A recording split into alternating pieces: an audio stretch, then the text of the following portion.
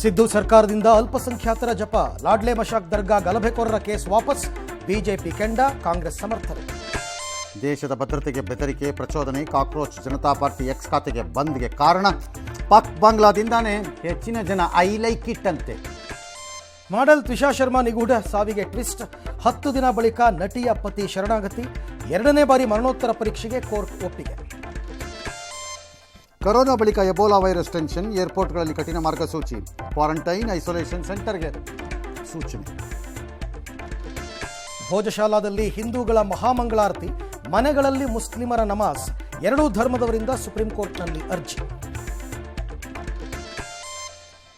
ಸಚಿವ ಸ್ಥಾನಕ್ಕಾಗಿ ಮತ್ತೆ ದಿಲ್ಲಿಗೆ ಶಾಸಕರ ಪರೇಡ್, ಗೃಹಲಕ್ಷ್ಮಿ 5,000 ಕೋಟಿ ಲೆಕ್ಕ ಕೇಳ್ತು ಜೆಡಿಎಸ್, ಜೂನ್ 18ಕ್ಕೆ ರಾಜ್ಯಸಭಾ ಚುನಾವಣೆ.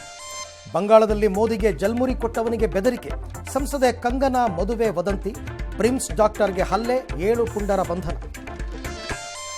ಬೆಂಗಳೂರಿನಲ್ಲಿ ತಡರಾತ್ರಿ ಒಂದಿಷ್ಟು ಮಳೆ, ಅವಾಂತರ, ಚಿನ್ನಸ್ವಾಮಿ ಸ್ಟೇಡಿಯಂ ನವೀಕರಣ, ಮೌಂಟ್ ಎವರೆಸ್ಟ್ ಇಳಿಯುವಾಗ 2 ಭಾರತೀಯರು ಸಾವು.